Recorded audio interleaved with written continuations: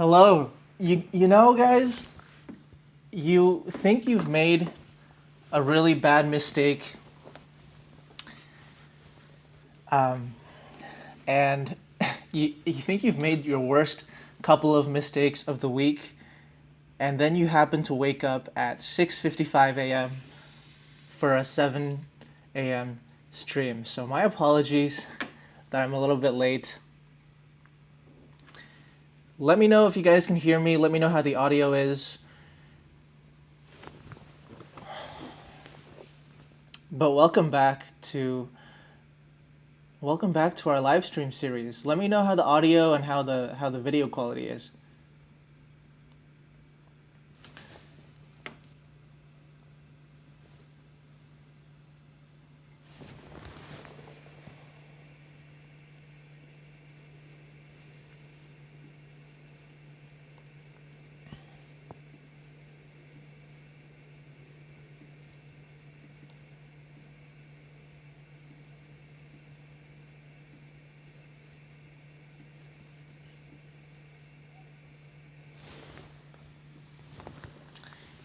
So it looks like, video quality. I'll bring it. I brought the resolution down a little bit. You never know how hotel Wi-Fi is these days. Let's see how this works out. Listen, guys, thanks for being here. Thanks for being back for our first edition of a new travel stream series. I did plan to restart this series in better circumstances, but here I am. You guys probably know what's the deal by now. I am in a situation where I am on day. I think I'm on day 5 now, of a 14-day quarantine. Although it doesn't quite.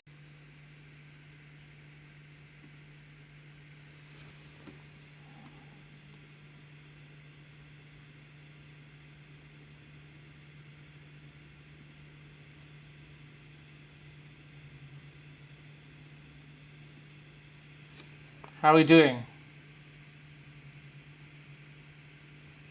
How are we doing?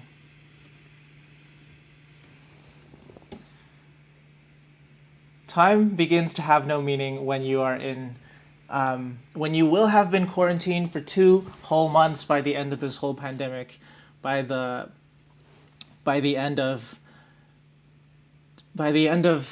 quarantine, quarantine policies being in place, which it looks like it's ending. Okay, it looks like it's better. Looks like audio's going. Video. How's video doing? Let me know. Let me actually. I need to pour myself a coffee, so I'm gonna go do that, and then we'll chat.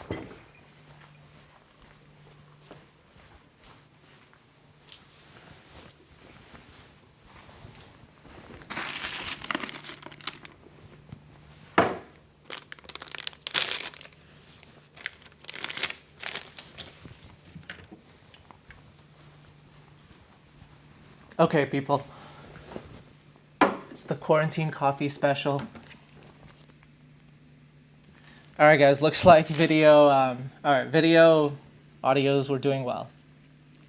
So what happened was, I was trying to stream 4K on. I just thought it would work. Hong Kong internet's supposed to be better. Trying to stream 4K, and then when there were some issues, what I was doing was I was taking the 4K and making it super low res, but instead I just went ahead and made it 1080p, and we're all good now.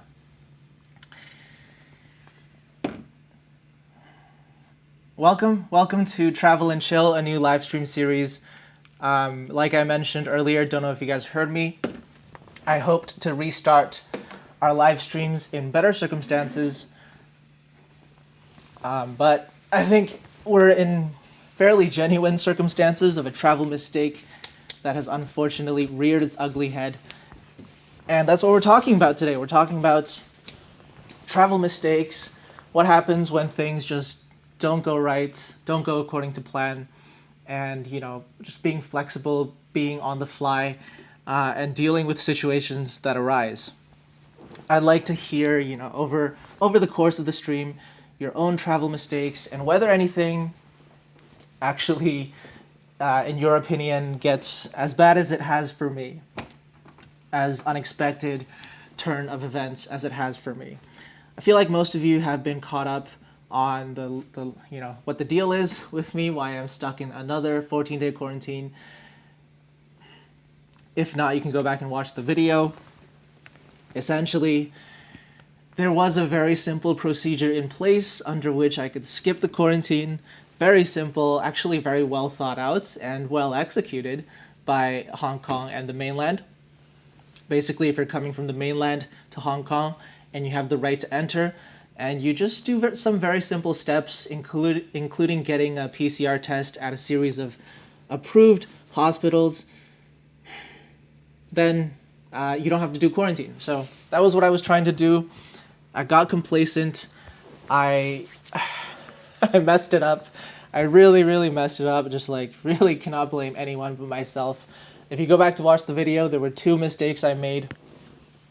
I got the test at a wrong hospital because, and this really makes me upset because in the video, all right, I mentioned that it was, let's just use English, right? Shenzhen Women and Children's Hospital and Shenzhen Futian Women and Children's Hospital. Those are the 2 hospitals that I got confused with.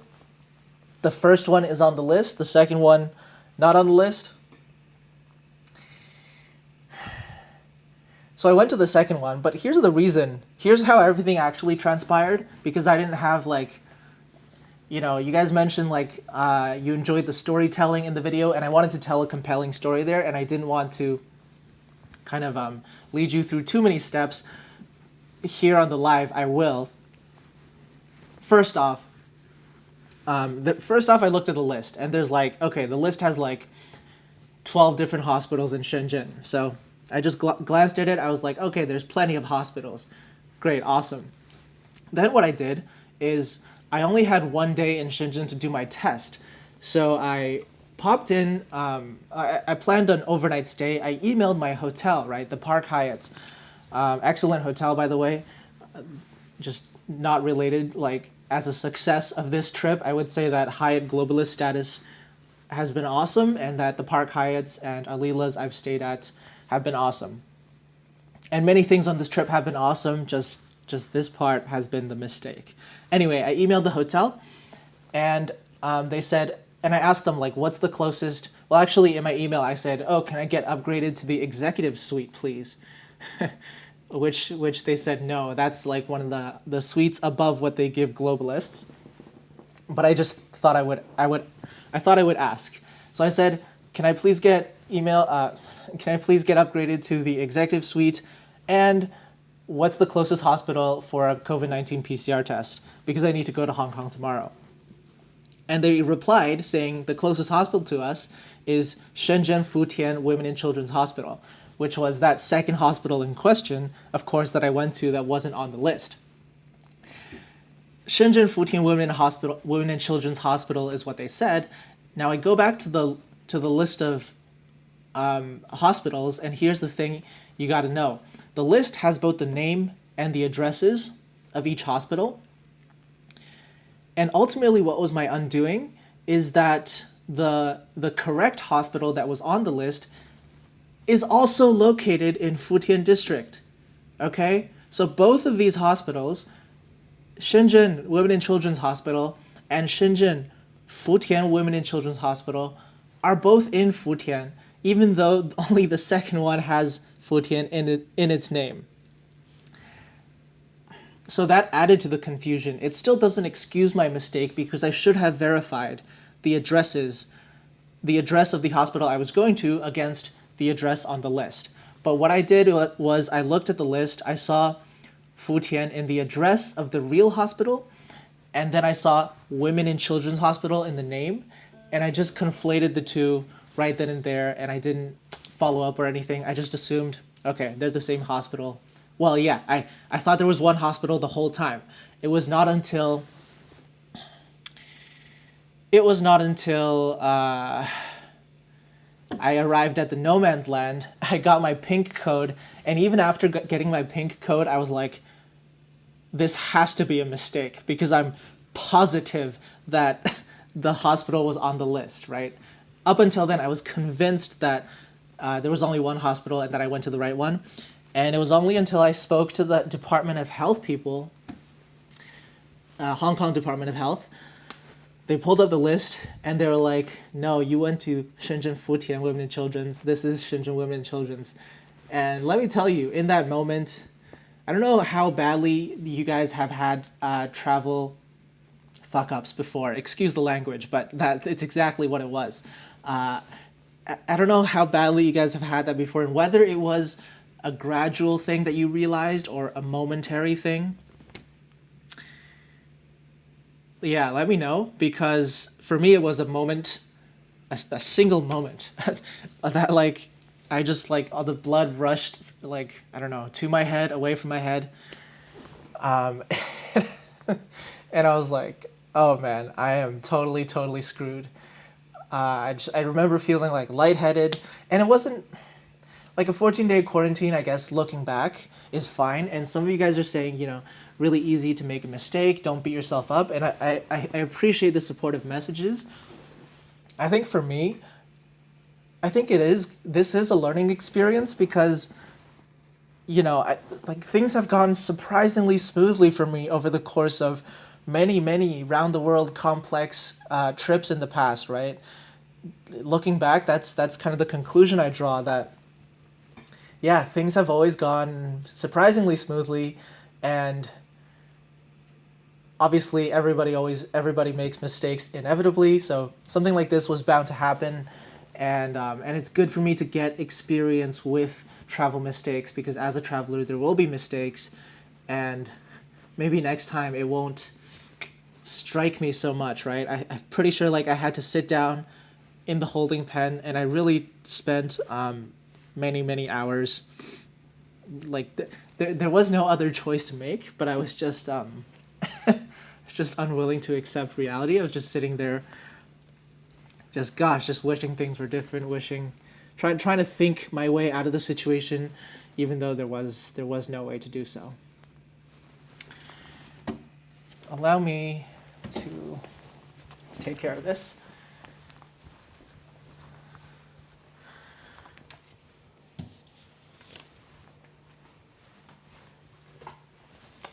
Okay. So guys, yeah, I'm not beating myself up anymore. I've accepted it, but and I don't mean to continue to beat myself up. I just wanted to tell you guys just the story of how this mistake came to pass, and yeah, the exact mechanics of it, so that you too can avoid something like that, right? If there's a list of names and addresses, just make sure to always check word for word, right? Just takes a few seconds, and you're done. Don't end up in a situation where, like, my mind looked at a few words from the address and then a few words from the name and thought, oh, there's no way that this could go wrong. All right, chat, how's it going?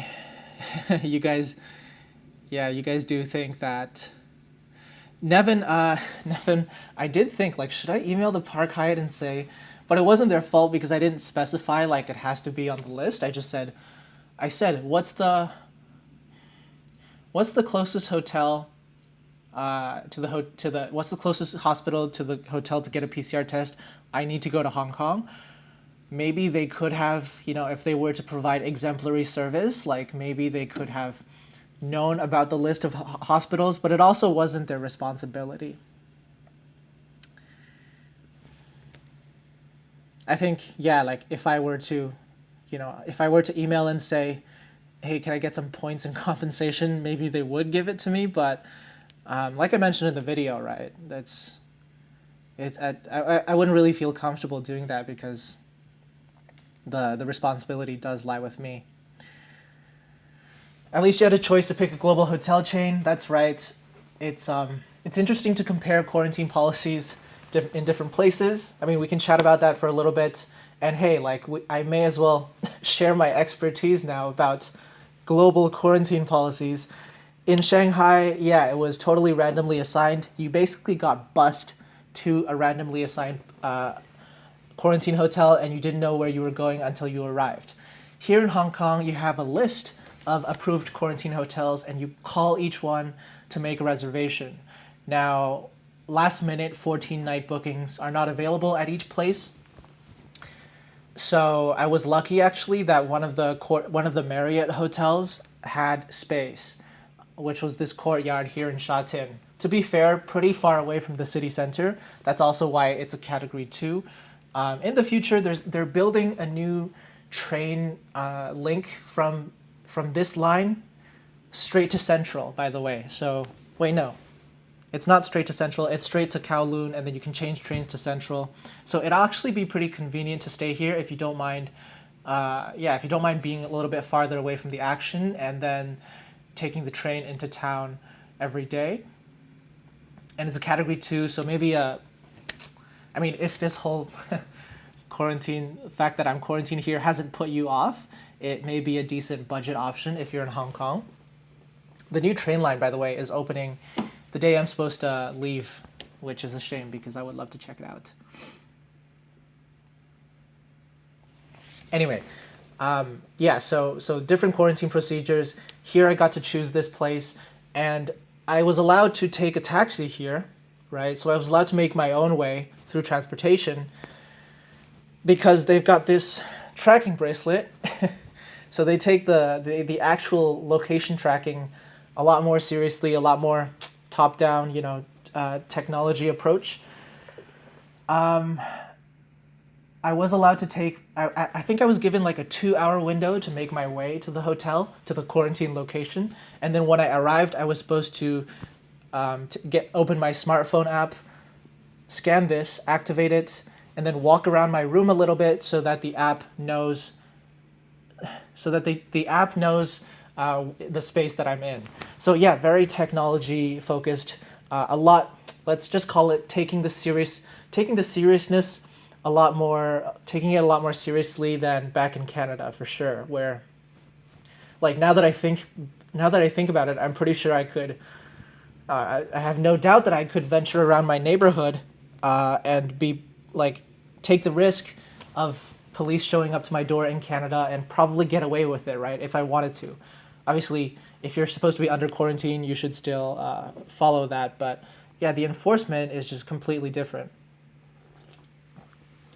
The positive thing about this little 2-hour window I had before having to check in is that I was at least able to go to the McDonald's downstairs and treat myself to like like the fattest McDonald's that I've had for many, many years as kind of a way to soothe my soul. I got like Hong Kong McDonald's pretty interesting. They take like the traditional Asian dish, or I don't know traditional, but like Asian inspired dishes of like beef rice, and they've made a burger out of it. So they've got like thinly sliced beef within rice patties. So I had some of that. I had some fries that are in like, the fries are accompanied with seasoning and you put it in a bag, you shake it, and you enjoy. I used to have that when I was a kid, so it was a nice little blast from the past. And they've also got bubble tea here, which doesn't really compare to actual bubble tea, but it was still nice to have. So yeah, the quarantine was a little nice start to quarantine, I guess, because you wouldn't get that in the mainland. But everything else is enforced very strictly. They actually told me, the courtyard said, like, when I was checking in, this room key is programmed for one-time use. So it literally works one time on my room, and then it doesn't work anymore. So if I were to leave the room for any reason, like the courtyard, like it just makes it easier for them to know. And I'm pretty sure like if they saw me go downstairs, they would just call the police. Like that's just how it works here. There's been situations of, I think I read online yesterday, like a mother and their kids were quarantining. The hotel didn't provide laundry service, and so the mother like decided to put, like dirty nappies, right? Dirty kids' clothing, soiled clothing. She decided to put it in the suitcase in her in the hallway outside of the room, and she never closed the room's door. She kept it open so that she could just put it there, go back. I don't know, like hotel staff saw her or something, or the CCTV saw her, and she got arrested. She got arrested, and the maximum fine is 6 months imprisonment. I don't think she got 6 months. I think she got like 10 days or something. But yeah, they're not messing around, right? They don't have any hesitation to jail people for a couple of days for breaking quarantine. So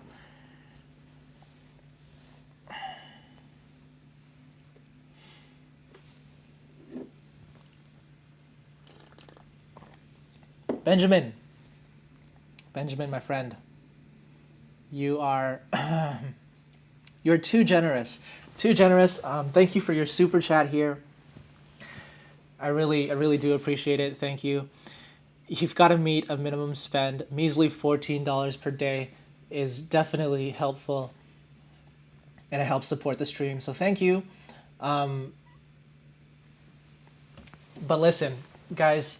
Yeah, let's talk about costs, I guess. Ultimately, I think it worked out okay. Like it's a little extra cost, but everything's gonna be fine. It's just an extra little bit that you got to deal with. Like I mentioned in the video, right? 800 Hong Kong dollars per night for the room, 400 Hong Kong dollars for the food, 1,200 per day. Overall, I'm looking at 2,500 Canadian dollars ish as an extra, charge on my credit card. Actually, to be more accurate, 2,100 US dollars on my Bonvoy Brilliant. So some extra points there. I get to earn points on the room. That's one silver lining. I should come out with, let's see, 2,100, right, times what, 17.5 as a titanium. So we're looking at 36, 37, plus five times the points on the Bonvoy Brilliant. So that's another 10,000. So about 45,000, maybe 50,000 points. That's a category 6. Category 6 hotel stay. So it's not all bad, right? If I've done my math correctly. There are silver linings. Like I mentioned, the fact that I can enter the US when I go back means that I can skip Canadian hotel quarantine. Unfortunately, I won't be fully vaxxed by then, because if I were, then I would be able to skip it even if I flew in, right, by early July. We've yet to learn more details about that. I expect we will very soon. Either way, June 26th is when I've booked my return, just because it won't really make a difference for me if I waited a couple more days, because I will only have had one dose of the vaccine.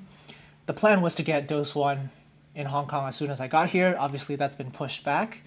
I also, in case anybody's curious, I had the ability to get Sinopharm in the mainland, but that wouldn't have been recognized by Canada anyway. Yeah, guys, like I mentioned, the asking Hyatt for points was not really something I was considering doing. Just a thought that came up in chat. And Rachel, you had a question. If you show up as 2 passengers, can you quarantine together? It sounds like you can from some of the stories I heard, but I'm not sure. Maybe the government website has answers. I think I would lean towards yes, because what Hong Kong does, they also have what's known as quarantine camps, okay? And I had the option of going to a quarantine camp, which would have been much cheaper. It would have been only 200 Hong Kong dollars per day, so about less than 40 Canadian dollars per day. But like the idea of a quarantine camp, man, it's where they send people when they have had close contact. Like people who actually live in Hong Kong, who have jobs. If you had a close contact with a COVID case, let's say you went to the same gym, let's say you went to the same restaurant, you sat next to each other. Let's say if somebody gets a COVID positive case and they report their contacts and you're one of their contacts, you get a call from the government and they say that you have to go to a quarantine camp. Like they're basically like, pack your bags, you're going to this camp for 14 days. And so where those people go is also actually I had the choice of going there, but as per my understanding, people share rooms. It's like a dormitory style, which doesn't make any sense to me at all. If anybody's familiar, if like we've got some like people who are also familiar with Hong Kong in the chat, and you know what's up with these quarantine camps, do let me know in the comments, because shared quarantine camps, yeah, it doesn't really make any sense to me. Although, to my understanding, at first, like they were telling me like, okay, you have the option of going to the quarantine camp.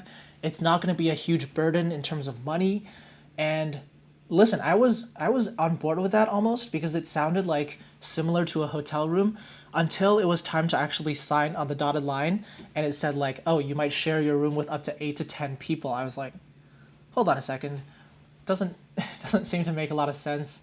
I wasn't really worried about COVID because I knew I was negative, right? After all, I had gotten a negative test, just not from the right institution. But I didn't want to like spend 14 days sharing a room with others. So I booked myself a hotel.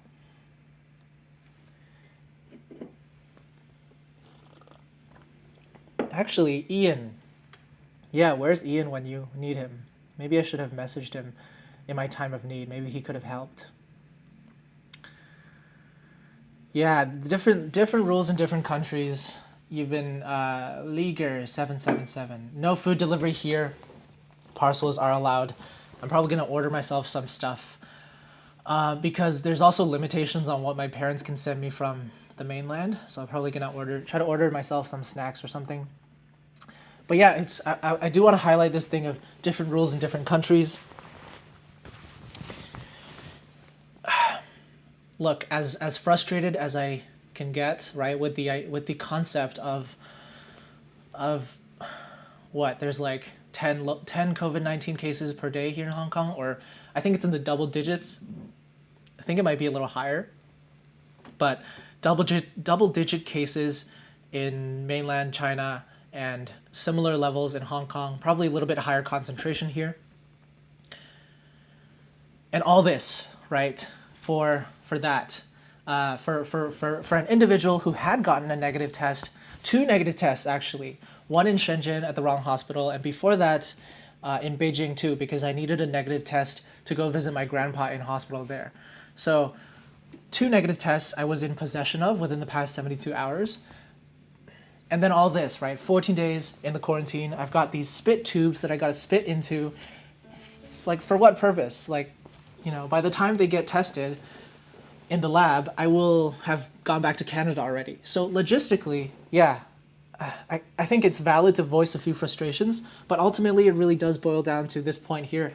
Different rules in different countries, and ultimately what matters is, it's like when we travel outside of COVID-19, right? It's about respecting the local rules and regulations of the place. Like, I can understand why they have these policies that may appear draconian in place, because that's why they've relatively managed to keep a lid on the COVID-19 situation, right? And back in Canada, I've often heard, the discourse like, look at the Asian countries, right? Look how effectively they've managed lockdown and stuff, especially as we're voicing our own frustrations as to our lockdowns and our reopenings and our lockdowns and our reopenings and our third waves, right? Rising cases at the time. And you can't have it both ways. It's either a very, very strict lockdown that does make you feel a little bit uncomfortable sometimes, and I'm sure Hong Kongers who get mandatory quarantine because they've like passed by somebody at the gym who had COVID, I'm sure they feel hard done by as well. But it's all about like buying into that sense of, fighting the virus as a community, I guess. That's kind of, as you guys know, that's kind of the Eastern approach and mindset. It's about that self-discipline and that community approach, and that willingness to keep the numbers down.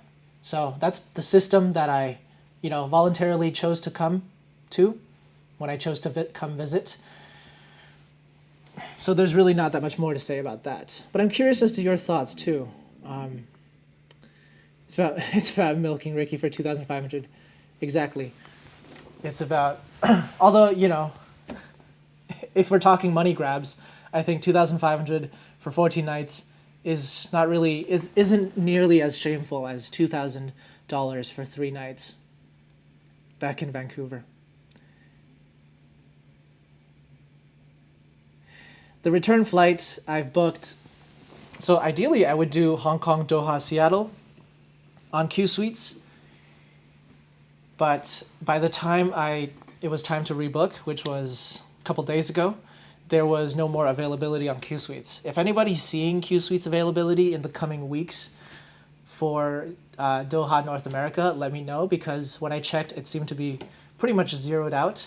So instead, what I've done is Hong Kong, Tokyo on Cathay Premium Economy, followed by Tokyo, Seattle on Japan Airlines Business Class. That's the Dreamliner, that's the Apex Suites with the private windows on the side. So number one, lots of privacy. Number two, no disturbing my seat neighbor when I'm making video content, which is always a plus. And number three, Japanese Airlines. It's been a while. And as good as Qatar Airways and Q Suites are, I'm looking forward to, having some sushi. I don't think they do sushi in the sky in business class, but I'm looking forward to doing some of Japan Airlines' food and their ramen dishes. As you guys know, looking forward to having a bit more of that. And the direct flight into Seattle gets me there at 11 a.m. I've booked the bus service that gets me into Blaine, the border town, the Peace Arch by nightfall, and then I will be crossing the land border. And then I probably need somebody to pick me up. So it's, hey, Jesse's in the chats. Jesse, can you pick me up from the land border? Saturday, 2 Saturdays from now. I can't wait to see you. Actually, though, that's the plan. Yeah, to cross by the land border and then no need to do the hotel quarantine. Diego, I'll be spending a couple days in Hong Kong. For sure. I would be really upset if I just totally scrapped my plans in Hong Kong and then went straight back to Canada. And then I will have been in total isolation for 28 days in a row, right? So that's not ideal. I basically pushed back my Hong Kong plans by 2 weeks. So fortunately, the St. Regis and the Ritz-Carlton were both very understanding of the situation, and they were happy to cancel my reservations for no charge, even though I was past the cancellation deadline. So I'll be doing some hotel hopping.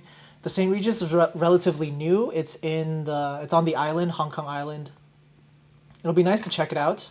Although, the thing is, Hong Kong isn't getting any tourists right now, but their hotel industry is thriving from a bunch of people doing staycations. And they're also putting out, some pretty amazing deals on their suites.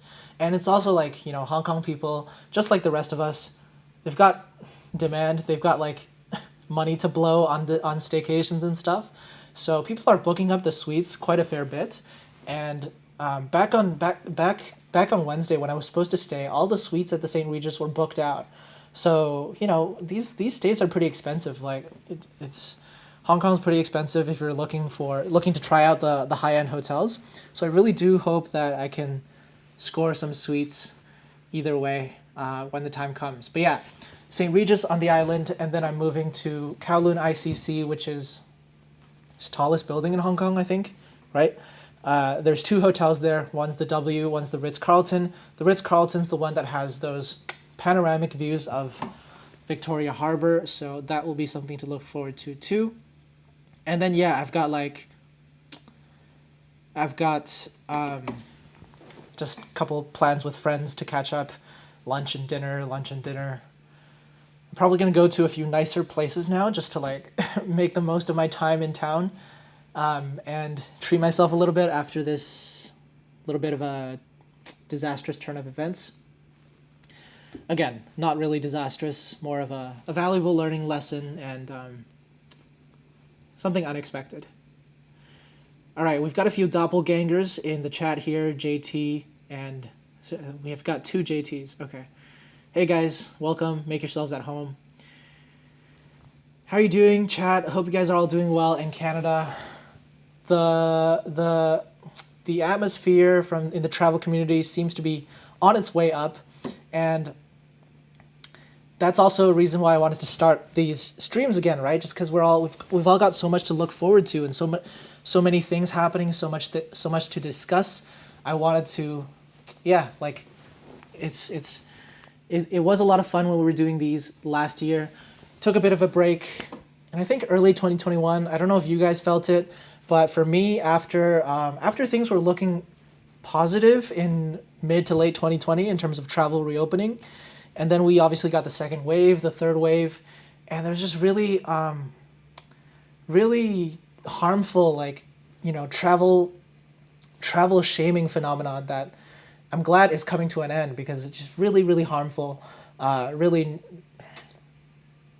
yeah, I mean, I feel like personally, right, as somebody who's on team travel, no place for that, for judging people when they need to travel for, essential reasons. Obviously, leisure travel stopped, and I agree with that, but the amount of vitriol that came out of just the general discourse, right, just the mainstream media, as it were, I thought was very harmful, and it's just I wasn't a fan of it. It really took the wind out of my sails a little bit, but obviously we persisted with all of our other content. I just put a little bit of a hold on the streams, but now we're back. We're back, people. We're back with Travel and Chill. We're back doing the streams. We have a lot of things to look forward to domestically, internationally, and I really look forward to continuing on these streams for you guys. We're keeping it flexible for now. Like, this one's on the Sunday. Next week will probably also be on a Sunday. The week after, probably also on a Sunday. But as things pick back up again, as I stop being in quarantine and stop, have other things to do, maybe we'll do some on a weekday, on a weeknight. We'll mix things up in terms of content too. Right now I'm speaking to you guys, just updating you. But, I also wanted to do a few streams because like, I also spend so much of my time just looking forward to travel of my own, right? And like planning trips, and sometimes not even planning trips seriously. Just brainstorming and exploring the different possibilities and doing research. And I think it would be fun to bring that into a stream format and bring you guys, like, give you a window as to what goes on when I plan my trips, and share a little bit of inspiration and get a little bit of inspiration from you guys too.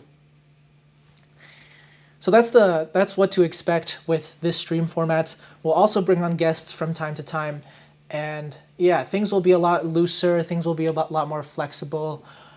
Just hanging out, just exploring the format as we go. So I'm looking forward to it. I hope you guys are too. And in terms of going back to looking forward to travel back in Canada. By the way, I know I was late a little bit. I know we had some technical issues, so we will go for a bit longer. We'll go until almost the end of the hour. Almost the end of 8 to 9 p.m. because I do have plans at 9 p.m. I do have a call scheduled, but we'll go for another hour or so. As long as you guys are willing to be here, and as long as Mr. Benjamin's super chat remains active, because I guess this very generous super chat remains in place for a long time. And again, thank you, Benjamin. Hope it helps out with the minimum spend.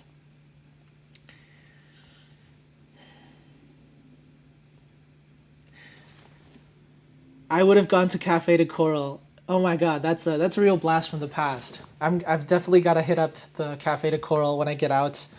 Cafe de Coral is what? Like, it's like I think it's in Hong Kong only, or maybe it's in Macau. I don't know, but it's like the local version of fast food. I'm gonna go get myself some macaroni for sure from there when the time comes. Queen of Churning, why not rent a car to cross the border? I actually will be getting if you've been following Prince of Travel for a while, you'll know Maybe a little bit of an embarrassing truth. I don't know. Like, you guys tell me, but I've yet to get my full driver's license because I've never needed it until now.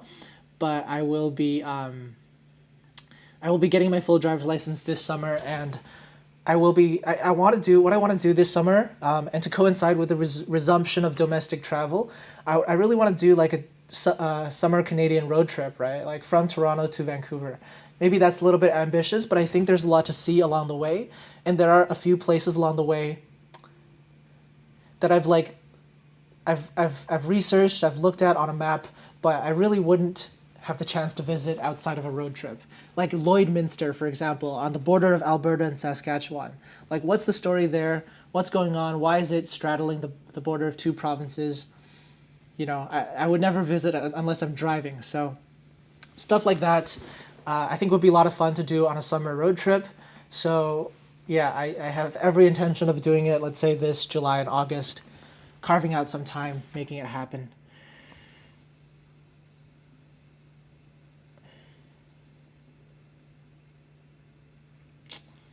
Yeah, guys, I'm happy to have you guys here. Happy for you guys to join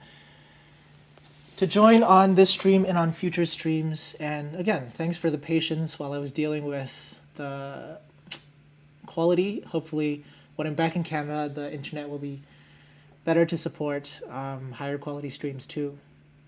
No issues transiting through Narita or Haneda. So I've done a bit of research on this. Maybe some of you guys have as well. You can transit through Haneda on overnights because Haneda is open 24 hours.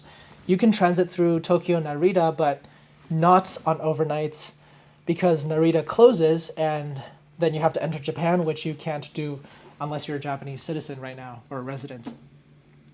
So, and you also can't transit from Haneda to Narita. So even though airlines will sell you that, right, they will sell you that cross-town transfer. Right now, you can't do that. But yeah, no issues transiting directly from flight to flight, international flight to international flight, Haneda or Narita. Maybe this is helpful if you wanted to do, let's say, a flight to Europe the long way around on Japan Airlines first class or ANA first class. If you wanted to treat yourself to that spectacular flight experience, maybe with Virgin Atlantic miles under that sweet spot, maybe with Alaska miles, maybe with Asia miles, then you can transit the airport without entering Japan, as long as you don't do overnight at Narita. Now, here's the question: what happens if like my Cathay Pacific flight into Narita gets delayed? What happens if I miss my Narita to Seattle flight, and then I have to stay overnight and the airport closes? What happens? I don't know. I don't intend to find out. Hopefully, after this little mishap, everything on the rest of the trip goes hopefully as smooth as possible.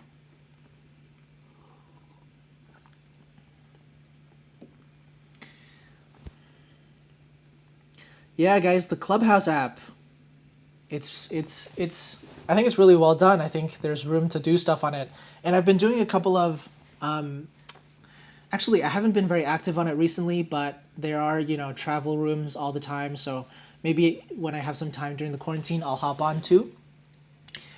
But not everybody is, right? I think it's still iOS only, but hopefully when everybody gets a chance, the Clubhouse app has been a lot of fun. I will say it has been a lot of fun. TJ, thanks for tuning in, man. Hope you're doing well in Vancouver Island. Yeah, so just to pop back onto the topic of travel shaming. Yes, I was on a flight, and the flight attendant was like, why are you going to Vancouver? Like, are you bringing the Ontario virus over? This was in late December, by the way. Just the irony of a flight attendant, right? Like, participating in travel shaming just yeah, I could not believe my ears. Like, listen, by the way, the flight was for business purposes. I had to go meet Josh, who's our one of our key contributors and a key member of the staff here at Prince of Travel now. So, like, I just said, are you being serious? Like, we're keeping your jobs afloat right now over at Air Canada. So anyway, water under the bridge. I think travel shaming is going to be a thing of the past now, especially as Canada is considering opening up the 14-day quarantine. Just to give you guys some updates there in case you haven't caught up, what we're hearing now is the first murmurs of policy to eliminate the 3-day hotel stay and the 14-day quarantine for vaccinated travelers. So it sounds like Canada's aiming to implement this by early July. Sounds like it's going to be, if you have fully vaccinated, if it's been 14 days since your last dose, your second dose for Pfizer, Moderna, or AstraZeneca, or your single dose for Johnson & Johnson, right? Although, of course, nobody got Johnson & Johnson in Canada, but in case you got it elsewhere, if it's been 14 days since then, you're considered fully vaccinated. You do not have to do 14-day quarantine or the hotel quarantine. You just need to get a test, I believe, upon arrival. Some details to be ironed out there. And then you have to quarantine until your test results, and then you're free to go. Which is to give Canada, some credit. Like if that does get implemented by early July, it does sound reasonable. Like it sounds grounded in logic and reason. And I'm looking forward to that policy being in place, because that means that by August, by September, if we're looking to travel, let's say to Mexico, to the Caribbean, to the States, to Europe, right, which sounds like they will also open to vaccinated. I think a lot of the countries have opened. Then it will be very feasible for us to do so without having to quarantine for 2 weeks. I know for a lot of people that's not realistic when you get home. So excellent news there. We're just waiting for official news, right? So far, Health Minister Patty Hajdu has confirmed that that's what the government is looking at. We're just waiting for the actual policy to be communicated. And after that, in advance of, all signs point to the Canadian-US border also opening on June 22nd. So all of those things taken together sounds like we will have a lot more options for travel by July, by August, by September, whether it's internationally, whether it's transborder to the States, whether it's domestically within Canada.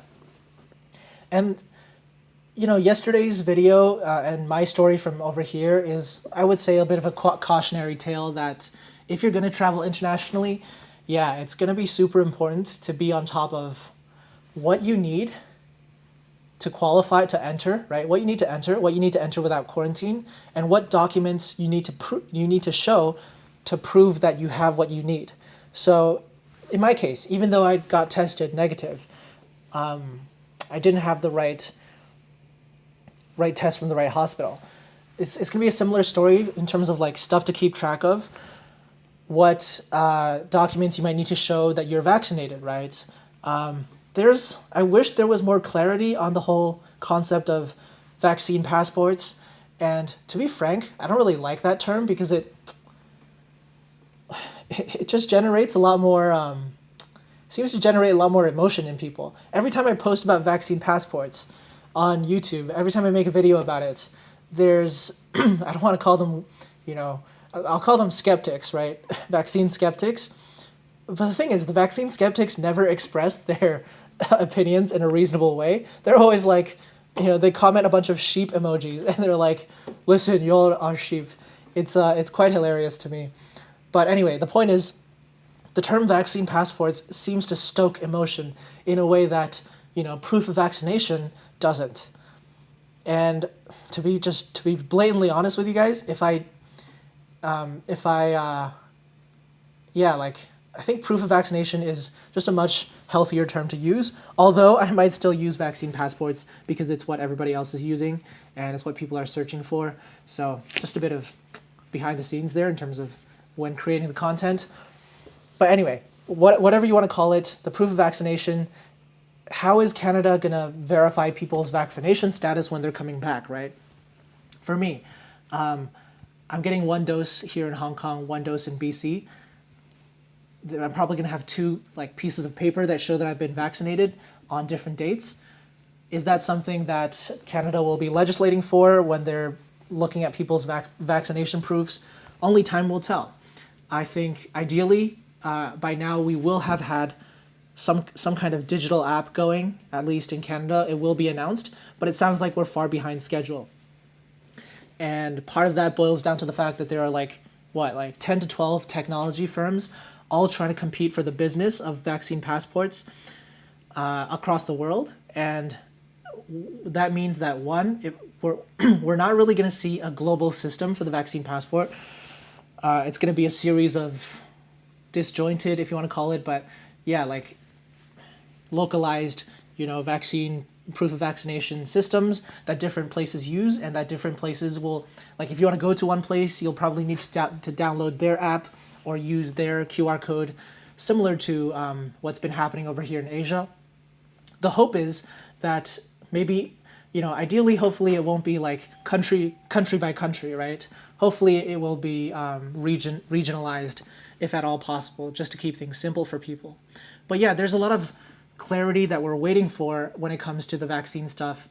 I will, of course, do my best to keep people updated as we go along. I think some people have commented that Canada will probably go with the ArriveCan app, right? Which is the app that travelers are supposed to use now to report their arrival, report their quarantine plans. I used it when I came back to Canada at the end of my Dubai trip last year, and I will be using it this time as well. So I agree that's probably the most likely outcome. There will probably be an update to the app. Upload your vaccine documents, and if you have it, you're free to go. There's obviously going to be very, very significant efforts to like combat fraud there too, right? That's obviously going to be very important.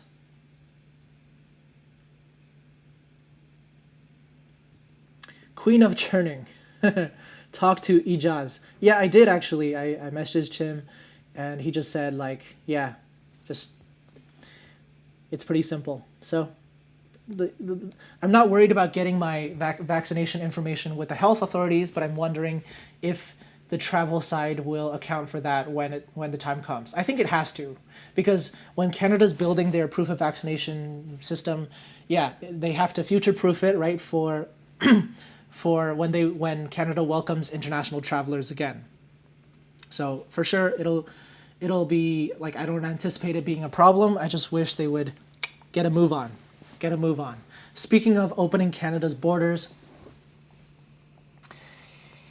early July, what's being mooted is allowing Canadian citizens and residents and essential workers to enter the country with proof of vaccination without quarantine. I think the next step would be to open Canada to international travelers, such as what, Greece, France, and Spain have been doing. And that will really signify, like, as when we're able to welcome vaccinated foreign travelers, I'm willing to say we're very much going back to normal. As much as going back to normal is a thing these days. Second jab in Ontario, not until August. I think you've got a chance of that timeline being moved up, right? I think lots of the chatter is that there's going to be people, like, I think we're prioritizing, we as in, Canadians, we're prioritizing first doses, but we're reaching 75%, right? Or 70%. And after that, it'll be about shortening that time frame before people get their second dose. I know some people, like Rachel on my team in Toronto, has already gotten her second dose. That probably is because it's like a high-risk postcode, I guess. But yeah, I think even if you were scheduled originally for end of August, it sounds like the vast majority of Canadians can expect that timeline to be moved up, which is really encouraging news. And after all the shit we gave Canada for our vaccine progress, it looks like we've surpassed even the United States, right? From what I can tell in terms of percentage vaccinated. So that's something to be proud of. Something to be proud of for sure. Guys, I didn't even... What's everybody's picks for the Euro football tournament? Oh, wow. I totally missed this Netherlands-Ukraine match. 3-2. Okay, nice. And and looks like Austria won too. So I've been trying to watch.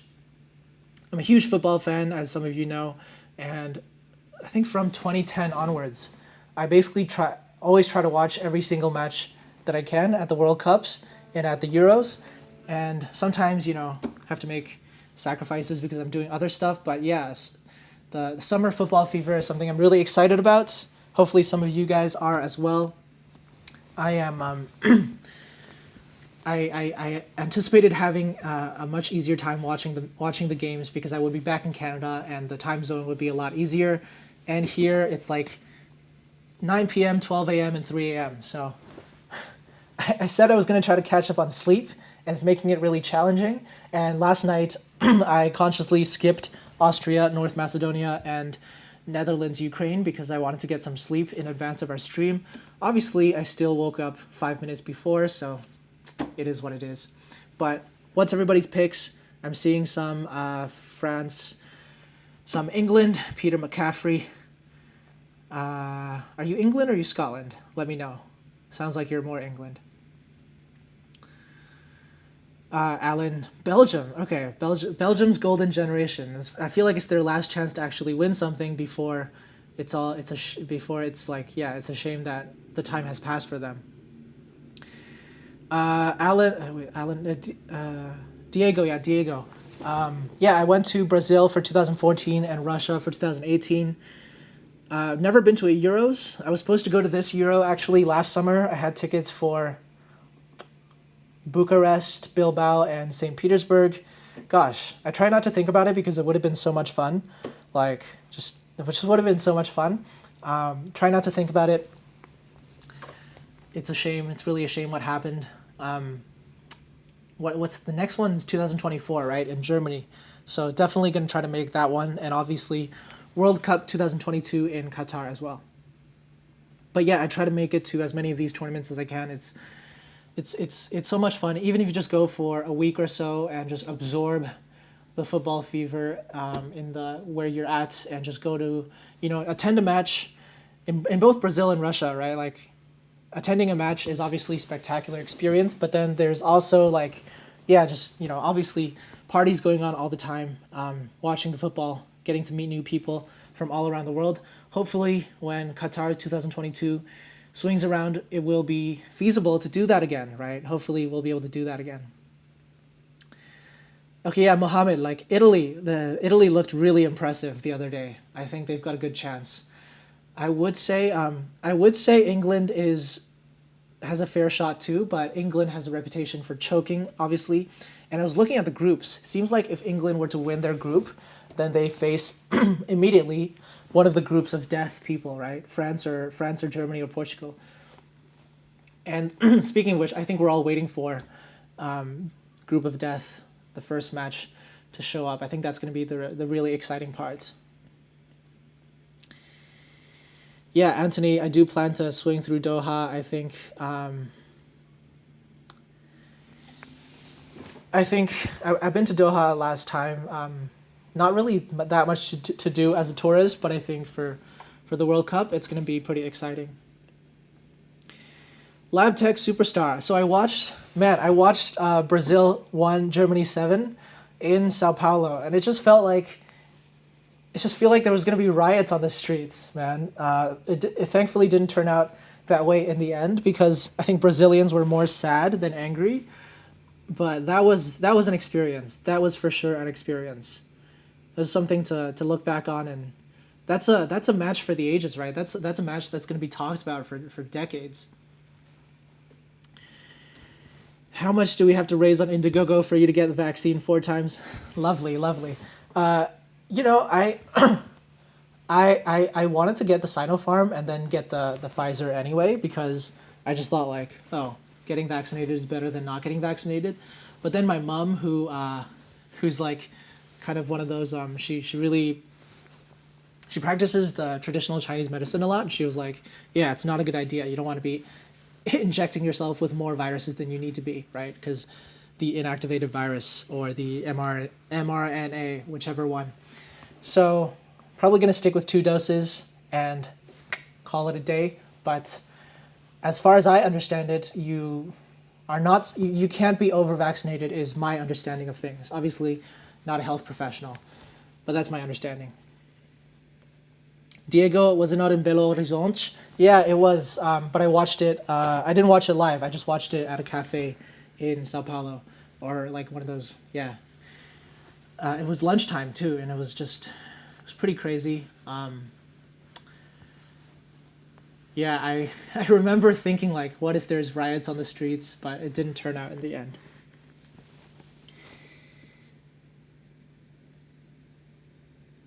Let's talk about points. So let's talk about manufactured spending. Guys, you know the policy that I tend to do with these public streams.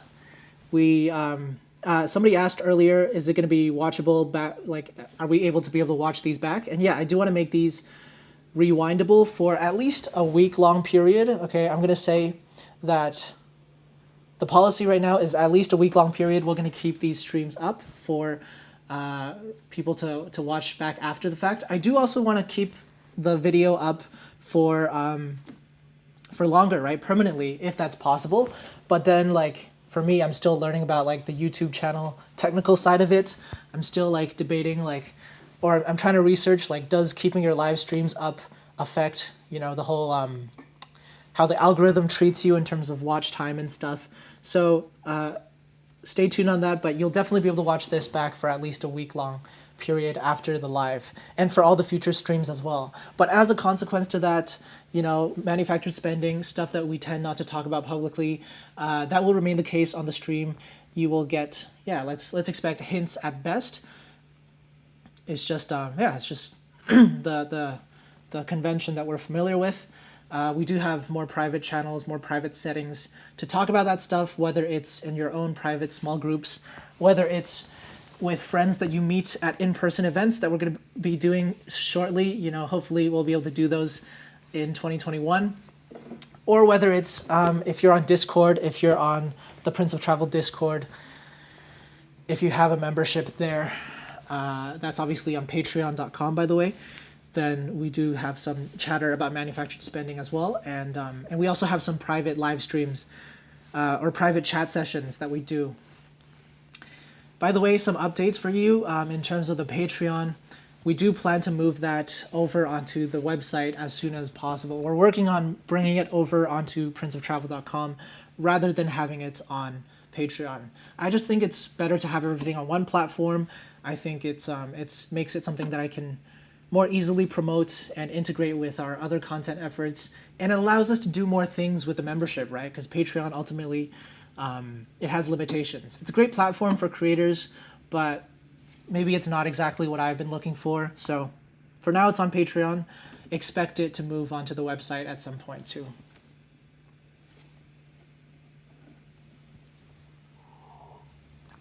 Yeah, Anthony, traveling to major events is definitely like something I could talk about. To be honest, I've been guilty of playing things by ear a lot with these travel plans. Probably I should take things a little bit more seriously. And yeah, like I definitely do have a post like that in the future. Between World Cup 2014, World Cup 2018, Euro 2020, which ended up getting scrapped. I did also make plans to attend the Olympics in Tokyo. Obviously, that also got scrapped. Next one would probably be Beijing 2022, which coincides with Chinese New Year next year. It's gonna be dependent on whether I can go back to China, mainland China, without quarantine. I mean, the signs point to the fact that China will probably relax their visa policy for fully vaccinated individuals and allow for family reunion visas, regular ones, so not just for the humanitarian needs, which is the one that I had gotten. But I'm not sure if they will open up without quarantine. That's the big question. I think it all depends on the vaccination efforts in the mainland, and things are looking good in that respect. So I do have hope that by Winter Olympics next year, which I feel like they'll also want to open up to tourists, right? You know what's going to happen? China's going to want to get get one up on their neighbors, Japan. Like they're gonna want to show the world, right? Like Japan, you were not able to welcome tourists for your Olympics. We are, and so I have a good feeling that perhaps there's a chance that we'll be able to go without quarantine, or maybe like 3 days.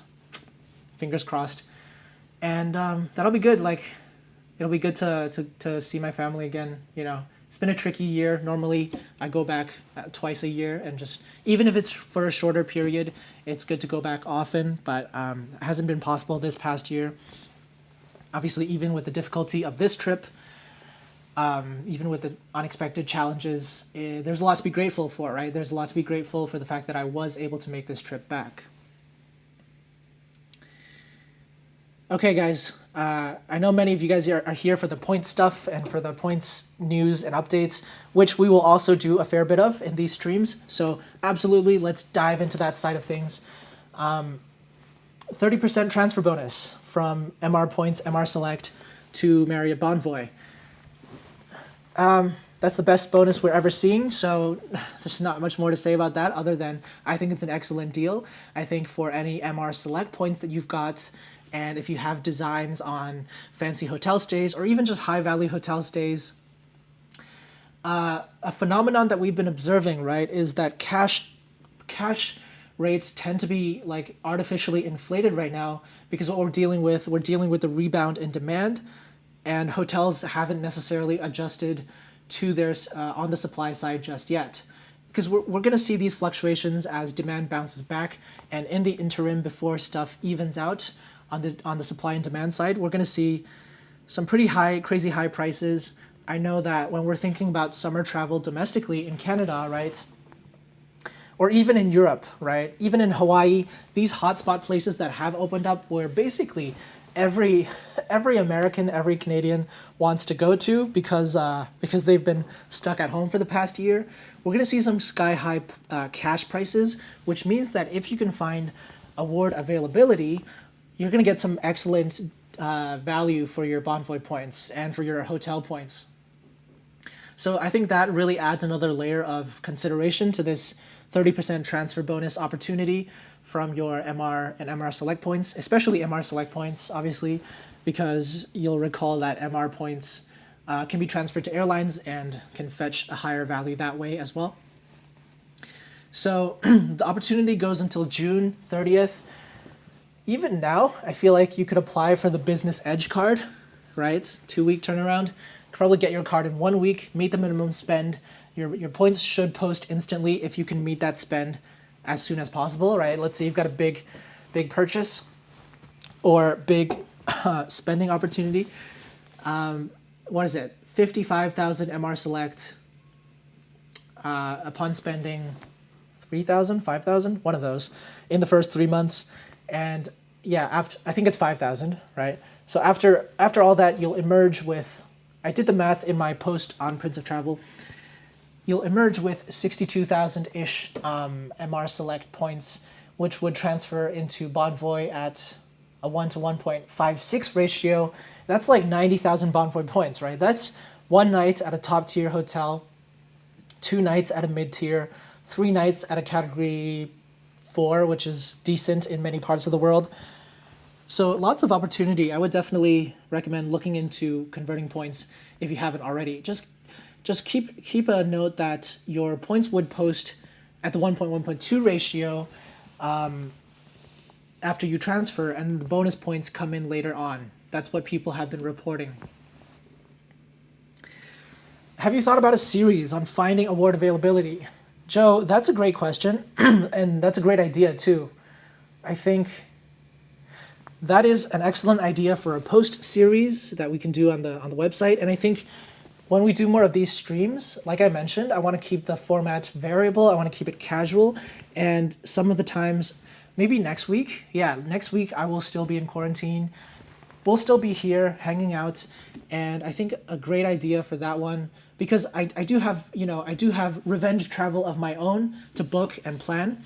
So I want to do like a travel planning stream and just go along with you guys, and we'll definitely do some searches for award availability, and we'll we'll hopefully get you guys back up to speed. And if you guys want deep dives as well, I just want to plug my friend Anshul from Points, Miles, and Bling. Some of you may know that he also does the weekly live streams. He does like guest interviews on Saturdays over on his channel. Well, he does Zoom ones, so Points, Miles, and Bling is his website. And he does the Zoom meetings with guests, and then he's also launching a monthly series where he dives really deep into certain topics, such as finding award availability, such as optimizing hotel and car rental bookings.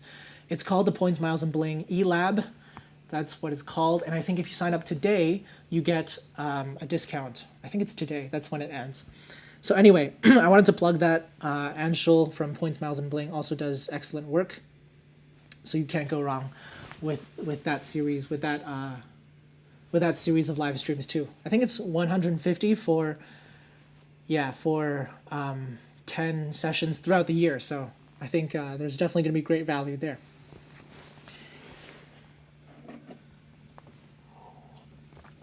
There's a lot of value for buying points and redeeming points for flights compared to paying cash.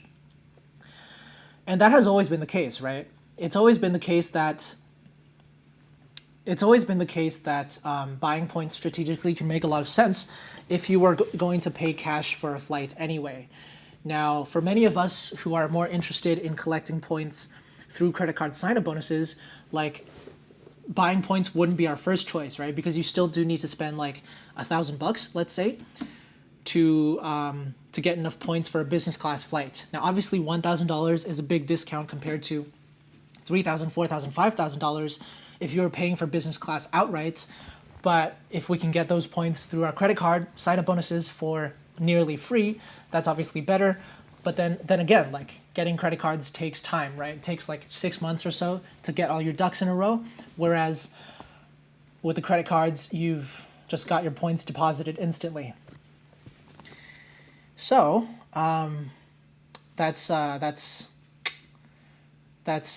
to also think about. Lots of airlines and hotels are putting their points on sale right now, and we're doing our best to cover some of those opportunities over on the website.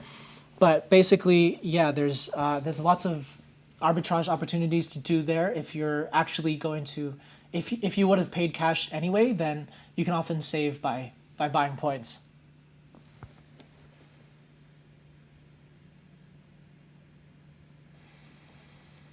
Prince of Travel meetup in Qatar 2022. Yep, for sure, man. We're definitely doing that. And the good thing about Qatar as a host is like, it's all geographically concentrated around Doha, right? So whereas Russia, like you had to make like 24-hour journeys between some cities if you're not traveling by plane. Whereas Brazil, like you had to fly from Rio on the coast to Manaus in the Amazon if you wanted to follow your team. In Doha, it's going to be a lot easier, and it'll be easier for us to hang out and party as well. I'm pretty sure they're making an exception for foreigners in terms of the partying. Triong QC, welcome to the stream, my friend. Hope you're doing well in Quebec City. So many devaluations coming up. Let's talk about devaluations, right? Like it's not all sunshine and butterflies. Sometimes the butterflies stop fluttering and you get a devaluation to the redemption opportunities. So to catch people up, obviously, let's talk about devaluations throughout the pandemic. Aeroplan, right? New Aeroplan obviously was a devaluation, I would say largely, right, compared to the old system. It was nice to have 150K around the world in business class. Rest in peace. I will always miss that. It will always have a special place in my heart as somebody who made 2 trips to Perth and actually developed quite a liking for it. I do plan to spend some time in Western Australia in the future.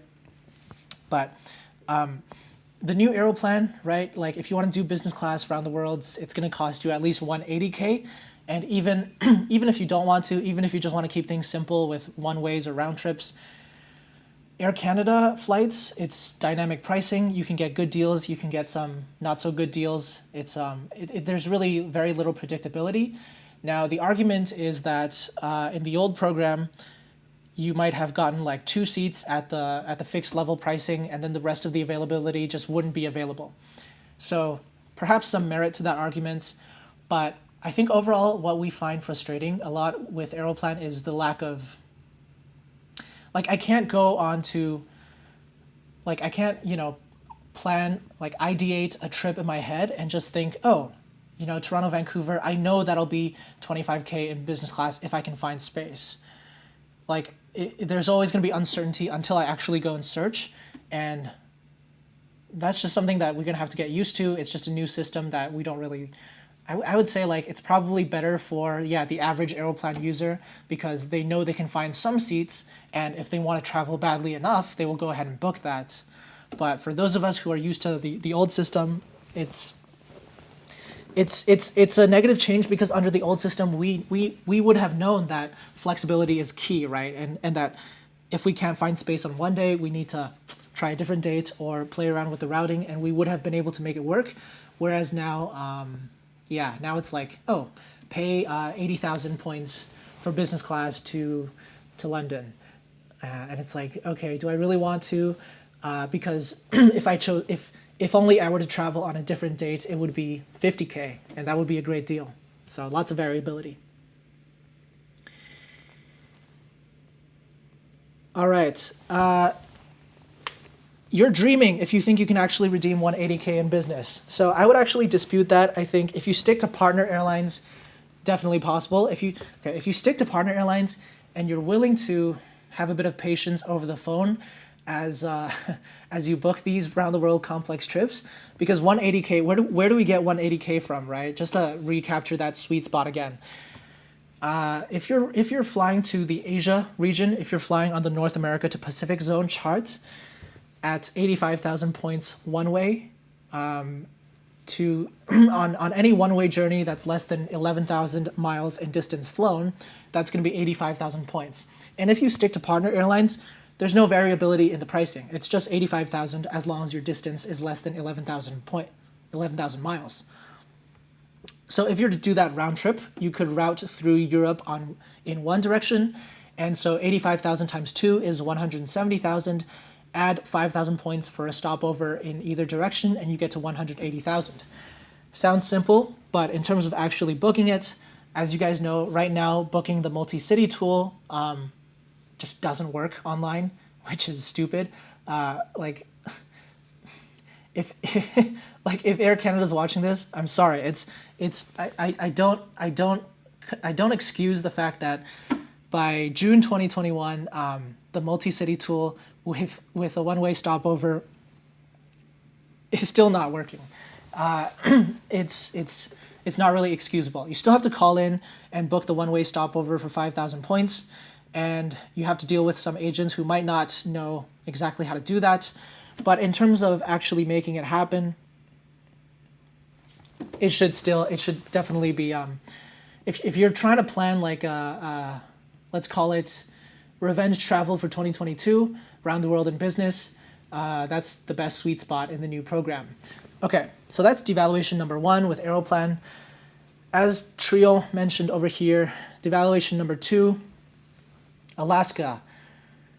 We've seen the first signs of devaluation, right? When they've cut their Emirates partnership as of July 1st, 2021. No more Emirates awards with Alaska Miles. And that's a shame, because now, especially with Emirates also making changes on their end, Emirates First Class has just gotten a lot more difficult as an aspirational award to book. I would say it's still within reach it's definitely within reach if you're dabbling with US credit cards, because 85,000 points, US MR points transferred to Emirates Skywards is all you need for a one-way Emirates First Class flight from New York to Europe, right, on that fifth freedom. So still within reach. You can still do the shower in the sky, but you do need to get into US credit cards for a realistic chance of making that dream trip happen. But over the next few months with Alaska, we're expecting to see new award charts, both for the new One World partners, which is supposed to be coming as of August, and with existing partner charts, right? I think still more likely than not, we will see new charts for Cathay Pacific, Japan Airlines, and let's be honest, those charts are very, very generous right now. The changes are more likely to be negative than positive. In fact, I would say that they're fairly likely to be negative. So now's the time to lock in a few Japan Airlines first class awards.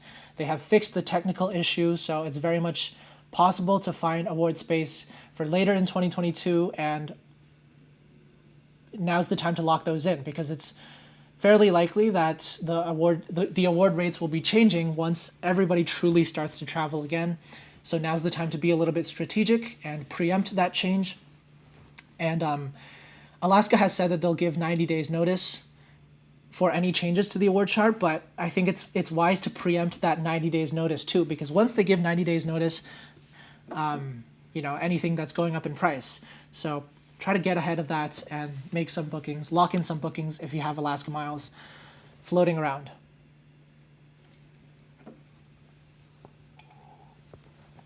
And then, American Airlines, the last one standing in terms of the U.S.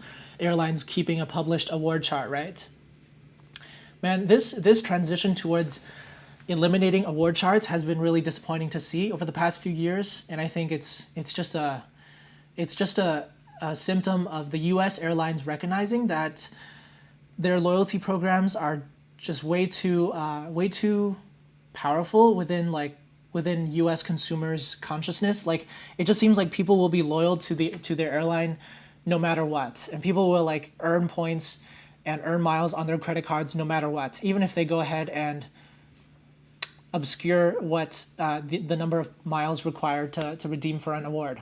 Because I would say that the vast majority of people are collecting miles aimlessly, right? That's something we're trying to change, right, with the work we do at Prince of Travel. But the vast majority of people still earn miles, they get a credit card, they're just thinking oh yeah, I'll fly Delta, American, United at some point in the future, I may as well earn miles to help that flight.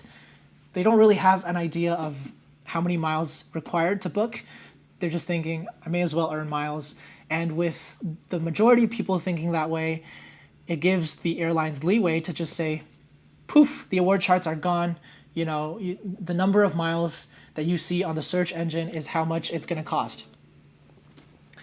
Obviously, that's super disappointing for people like us who try to maximize our value. And what can we do? I think we can be grateful, and that's something that we can be grateful that Air Canada chose not to go down that road, because, they went with elements of dynamic pricing, but they recognized the importance of having that transparency, right? Having that published award chart. And they were in a situation, right? Let's be real, where they could have very easily said, no award chart. Sorry, that's just the model that we're going to. We're going to follow the lead of our U.S., people in the U.S. They could have easily said, total dynamic pricing, whatever you see is whatever you see, and left us to do all the work as to how much is stuff going to be priced out as, right? So as much as there are flaws in the current Aeroplan, and as much as we rightfully, give them flack for many things, I think it's also important to give credit where credit is due. And imagine if you're, as the loyalty team, I think looking all around them, they would have seen elimination of award charts, elimination of transparency, and just focusing on the almighty dollar as a way to make money for the airline. And the fact that they chose to go with an award chart is something that I think we're all better off for.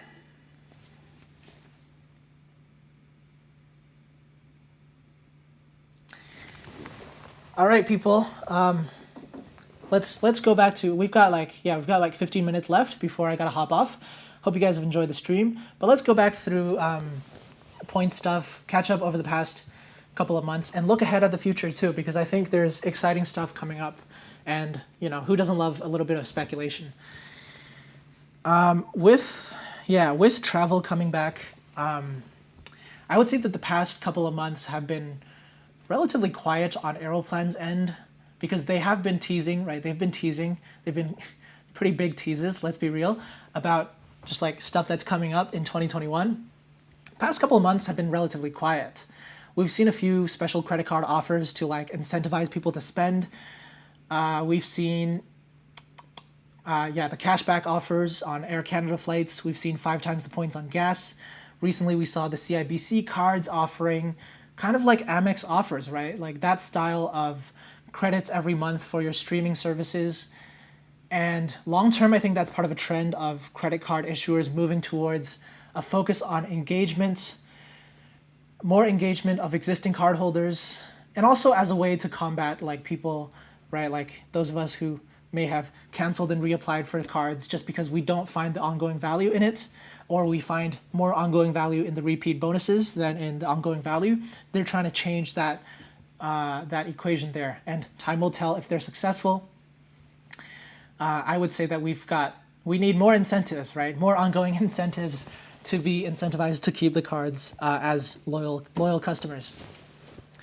But we've seen those little offers from Aeroplan here and there. We've seen them launch the Rocky Mountaineer partnership, the luxury train travel. When I saw that, I was just like, this is the most like privileged upper class thing that one can possibly do. Like spend 2 weeks on a train through the Rocky Mountains, staying at Fairmonts in the meantime, and like redeeming hundreds of thousands of Aeroplan miles, Aeroplan points for the experience. I don't know if that many of us are going to be doing it. I think if I were to embark on a Canadian train travel experience, what I would do is the Canadian, right? The Toronto, Vancouver, maybe in the sleeper class. I think that would be a really interesting experience to do when the time comes. I probably, yeah, it'll be a while until I consider myself like I just feel like it's such an upper class thing to do, like the luxury train travel with the sky domes. Maybe not. Maybe I'm off base there. But when I just saw the pictures, it just seemed like a very privileged segment of the market would be interested in it. But before that, okay, so last couple of months have been relatively quiet. But before that, obviously the big news. I mean, we should have done a live stream when the time came, because the big news was being able to convert your Buddy Pass into 30,000 points, right? I think we were all disappointed last year when the Buddy Pass first came to pass. We're like, what is this? Like, where's the value? And to be fair, people who are traveling to, let's say, Hawaii right now with the cash fares relatively high, you're getting lots of value from the Buddy Pass. So I think those of us in point circles, if all our attention is focused on business class and first class, I think we tend to not give the Buddy Pass as much credit as it deserves.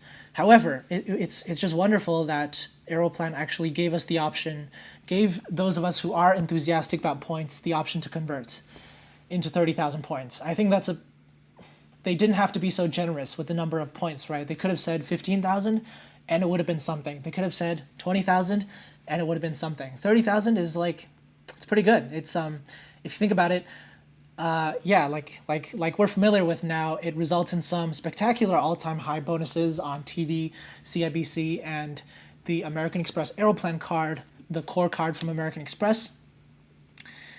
You're able to basically rack up 90,000 Aeroplan points through getting 3 Buddy Passes as an individual.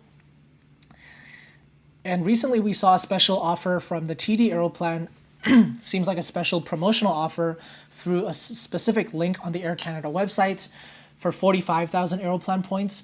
So the strategy there is you could get that 45,000 points on the core Aeroplan Visa Infinite, and then also get the Buddy Pass on your CIBC Aeroplan Visa Infinite also as a core card, and kind of double up on the juicy sign-up bonuses on the core cards, which you would not be able to do if you just got Buddy Passes from both.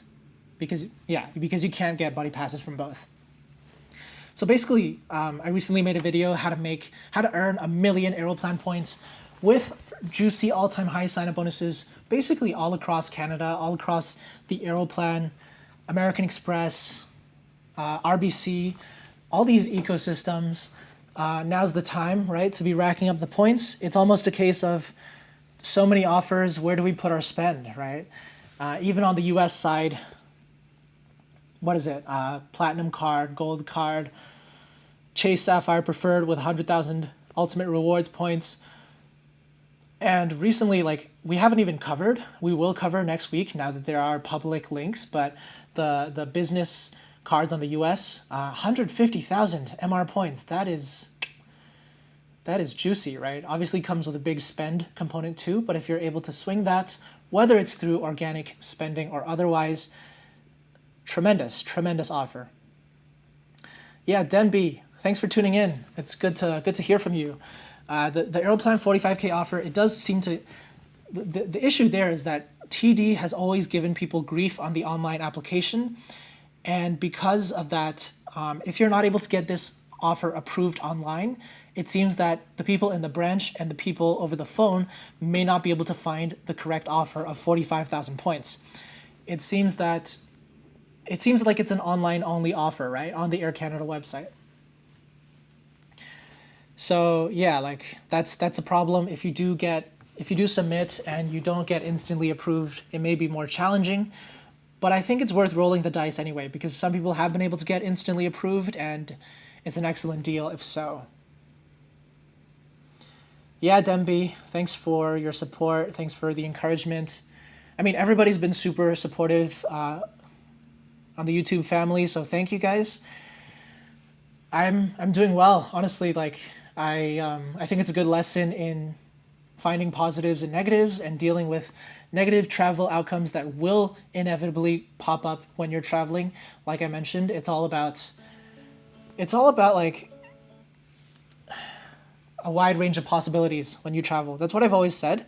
And some possibilities are going to be positive, life-changing, like expanding your horizons, expanding your perspectives.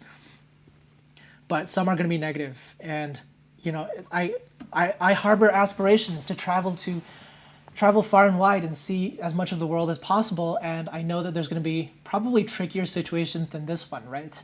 Situations where I'm in even less familiar places.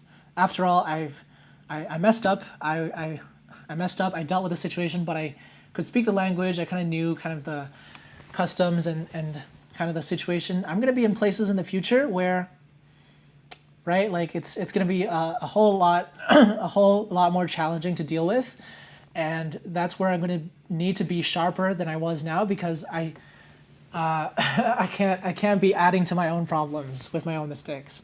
So a good learning lesson, people, and I'm glad that you guys are encouraging me as well. Thank you. What's the best card for Plastique? By the way, Anshul, yesterday, if you're here, yesterday on the stream, it's definitely Plastique, because if it was just plastic, they would have just spelled it with a C, okay? So I'm on Team Plastique over here. That's how I've always pronounced it. What's the best card? It's the American Express Business Gold card, because you're allowed to select Plastique as one of your 2x double points merchants. And basically, if you're not trying to hit a minimum spend, you can get 2 MR points per dollar spent on your Plastique bill payments. And that'll go a long way towards offsetting your Plastique fees. And yeah, you can basically come out ahead if you redeem those MR points at a higher value. So that's the only card that gives you 2 times the points on Plastique bill payments. And right now it's offering a record high sign-up bonus of 60,000 MR points too. So no better time than the present to sign up for the Business Gold.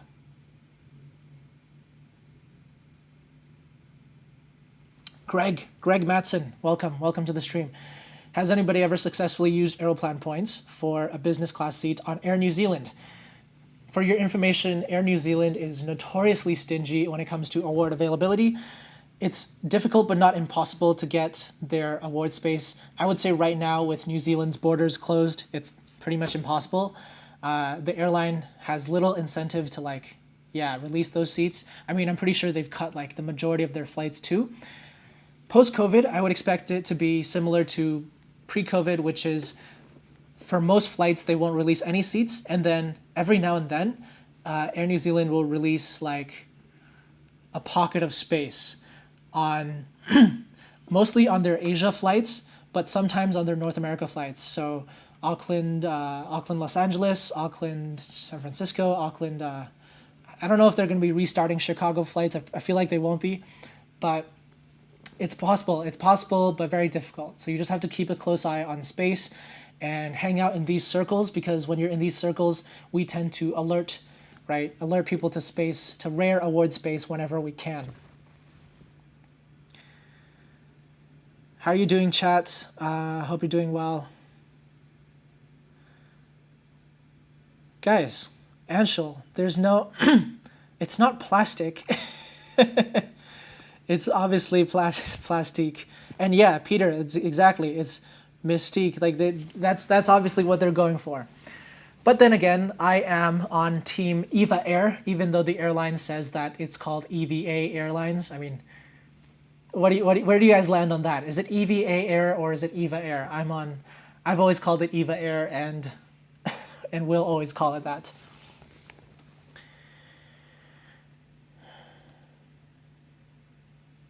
All right, a couple more minutes, people, and then we'll see you guys next week for sure. I've really enjoyed hanging out. It's some much needed virtual interaction, if not human. And I'm really looking forward to restarting this stream series. I think there's a lot of creative, fun things we can do, and just explore our shared passion for travel. Right, that's that's what it's all about, and that's, I feel like, much needed for many of us when after this past year, which I can scarcely believe that it's been a year. It doesn't feel real to me looking back, but I read somewhere that humans are very good at forgetting about pandemics and just like moving on with their lives after it's all over, and we are just about on the cusp of that. So I can't wait for that, right? I think I speak for all of us when I say I can't wait to just not have to even think about the disaster class that has been 2020 and early 2021, and just be able to look forward to future adventures, even just, outside of travel, even just getting together with friends.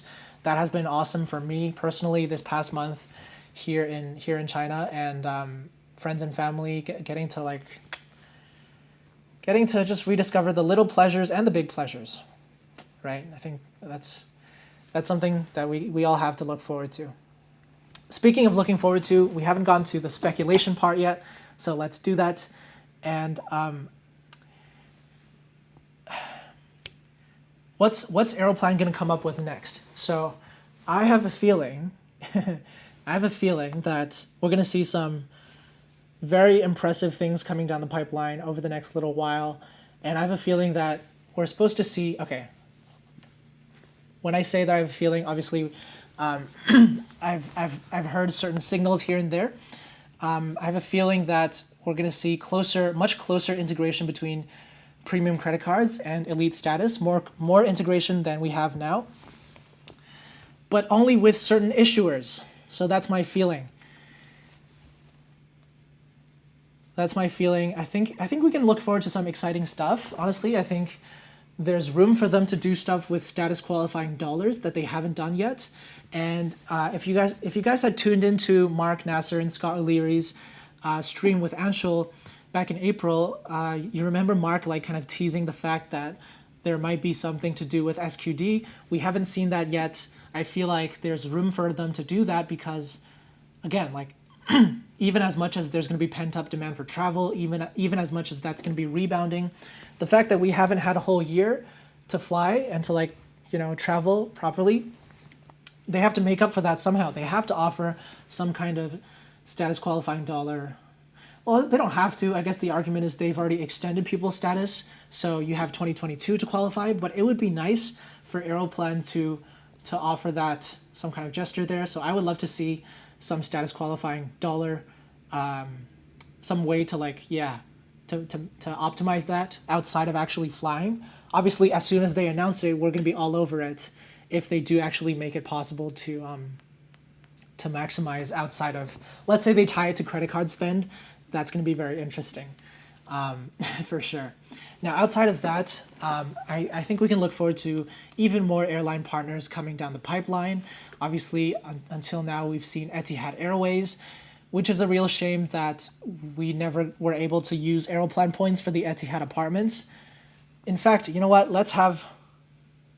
We don't need a whole minute, but let's have a couple moments of silence for the Etihad A380, just because we're never going to be able to do the apartments again. That really makes me, and I think all of us, makes us very sad. So.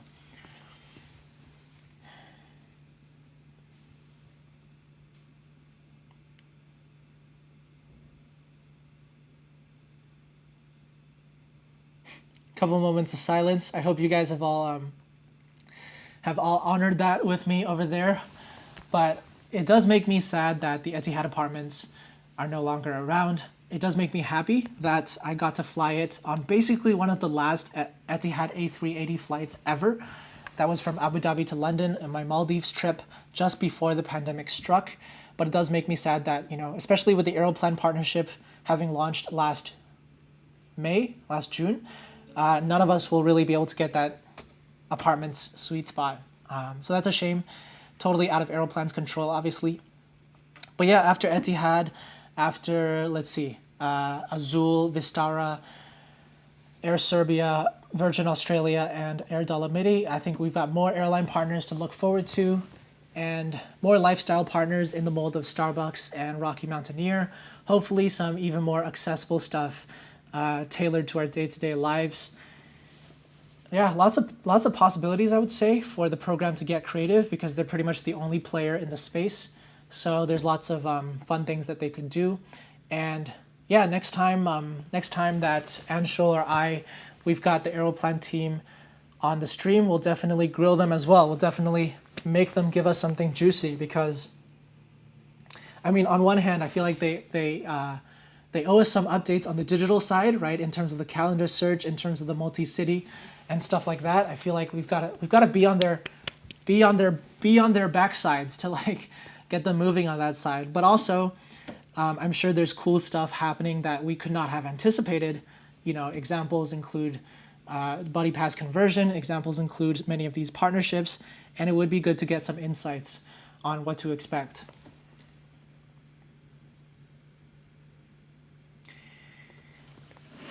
All right, guys. All right, chat. I'm happy that you guys have enjoyed the stream. Yeah, I'm glad you guys had honored the moment of silence with us. It is a shame that we couldn't do that, especially that deal when Etihad first came out, 100,000 points, 110,000 points, Sydney, Abu Dhabi, JFK. I think all of us, we tried to book it, but I had to cancel mine in the end, and I'm sure it's the same for many of you. All right, Diego, why did they kill it? Well, for Etihad, the economics of operating the A380 just weren't there, and they retired the plane eventually. All right, guys, I've got a commitment at 9 p.m. Eastern, 6 p.m. Pacific. I'm gonna take a little break before hopping on there, but I've really enjoyed chatting with you guys.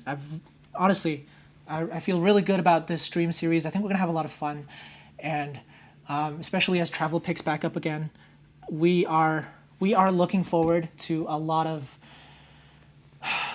positive developments, a lot of encouraging things as we all plan our own revenge travel trips, as we all get out there, discover the world again, rediscover the joys of travel and of traveling for almost free, right? Traveling at a fraction of the cost using our points. I mean, many of us have built up seriously impressive points balances with all of the juicy all-time high bonuses. So it'll be a while until we're able to spend those, and it'll be a while for companies to continue competing for our business now that revenge travel is back on the menu. Thanks for everybody's patience at the start of the stream. My apologies for the little delay and technical issues there. We'll try to do better next time. Somebody was asking about where I got my shirt from. This is from a very niche, a startup Chinese clothing brand called Ate Sumo. I'll leave the link in here. I think they've got, I'll just pop in. Actually, yeah, I've got to look them up, but next time I'll be wearing their shirts at some point again. And next time you ask, I will definitely give you the link. Right now it's called ATESIMO. If you Google that, you'll find them. They're starting out. They're a friend of my family's. They started their own clothing lines, so I'm happy to support them in any way too. It's good quality. But thank you guys. Thank you so much for tuning in. Thank you for the supportive messages, both on the video yesterday and on the stream today. I'll be hanging in here just fine. I'm not going anywhere, and I will see you guys next week, same time. Let's do same time next week on episode 2 of Travel and Chill. All right. Enjoy the rest of your Sunday, people. I'll see you guys during the week with our videos and with our content. Peace out until next weekend. Cheers.